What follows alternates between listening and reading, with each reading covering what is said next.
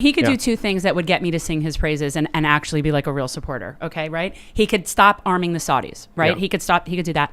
And he can pardon Julian Assange. There you go. He definitely needs to pardon. I think he's going to pardon Assange. I hope so. You know what? He That needs could to. be his legacy. Honestly, if he did that, on the one hand, I think he could. But then on the other hand, I'm like, but what's in it for him? Yeah. Well, a lot of people. Well, let's do this story. Let's read this one. This is from just the other day. Check this out. Trump plots mass pardons even to people not asking. Okay, but Axios reports President Trump isn't just accepting pardon requests, but blindly discussing them, quote, like Christmas gifts to people who haven't even asked. Sources with direct knowledge of the conversation told Axios. Now, I don't know who their sources are, nor do I trust them for the most part, but let's keep reading. Behind the scenes, Trump recently told one advisor he was going to pardon every person who ever talked to me, suggesting an even larger pardon blitz to come. As with most Trump conversations, the advisor wasn't sure how seriously to take the president, although Trump gave no indication he was joking. The president relishes his unilateral authority to issue get-out-of-jail-free cards lately. Lately, though, he's been soliciting recipients, asking friends and advisors who they think he should pardon, Julian Assange.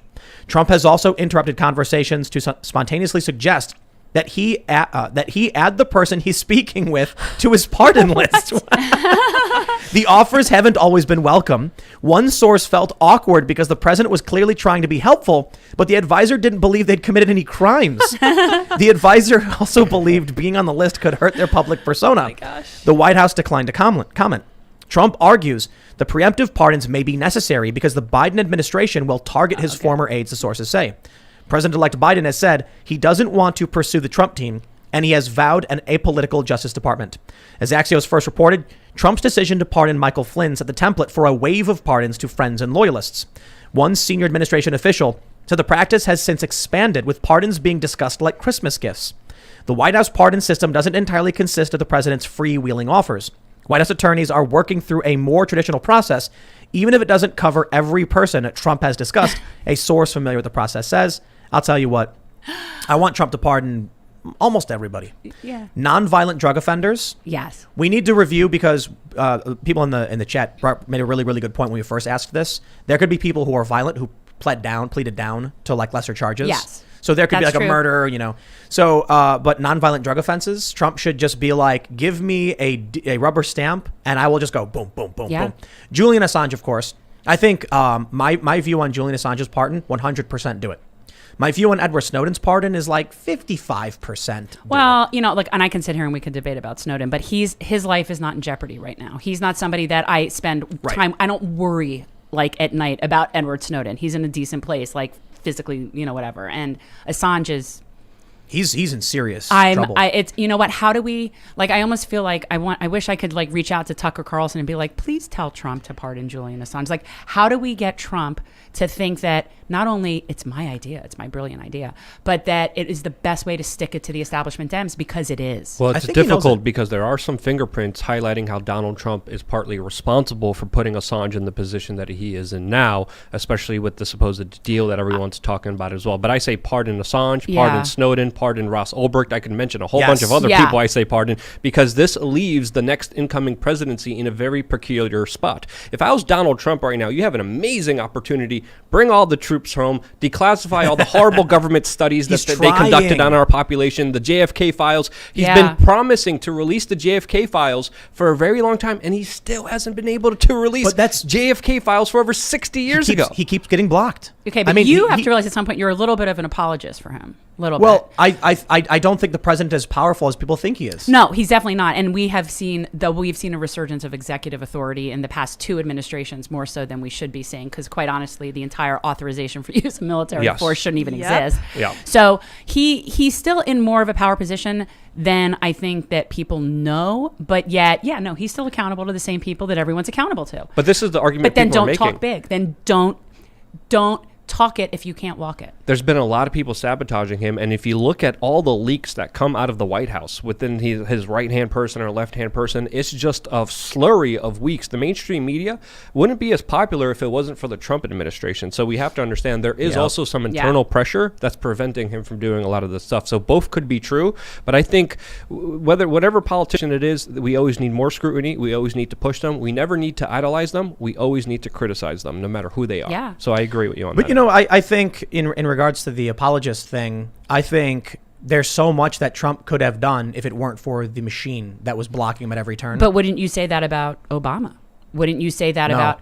But it's when you have whoever the president is seems to always be facing an uphill battle with the other branches, and that's by design because they don't want to do anything. So the biggest issues with Trump are he's of bad moral character for the most part. That's like the biggest complaints I guess people have. Yeah. You can disagree with some of his policy positions for sure, but Obama got us involved in new wars. Oh no! But Don't please. he- I regret that. I can't even begin to tell you. I am not singing praises of The that man. establishment, Secret drone war, man. the That's establishment insane. and Yeah. mainstream media loved Obama. Compare the treatment of how the media is treating Absolutely. Obama to Trump. I'll tell you what. Because the media is very neolib. That's just the way it is. They just are who they are. You know. George W. Bush, I thought was awful. Barack Obama, I was super excited for, voted for, and Same. then immediately got angry and didn't Yeah. vote again.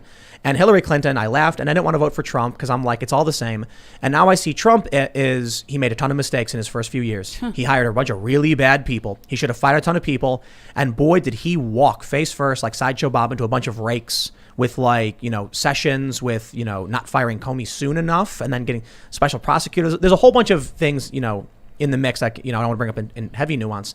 But Trump made a ton of mistakes. He did not realize what this machine was. And I think he thought he'd be the boss. But I look at, the president is constrained. It's a political game.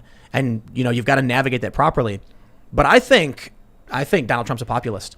I think he wants to be a populist. I think he campaigned as a populist. But I think that he is, to me, a very good example of exactly what you were just saying, where he expected to be the boss. Yep. This is the problem when you take somebody who's a business person and just think that they're automatically going to translate into the political arena. It doesn't Yep. work. Yeah. And you can't have it my way or the highway. And as we've seen, he hasn't been able to be effective that way.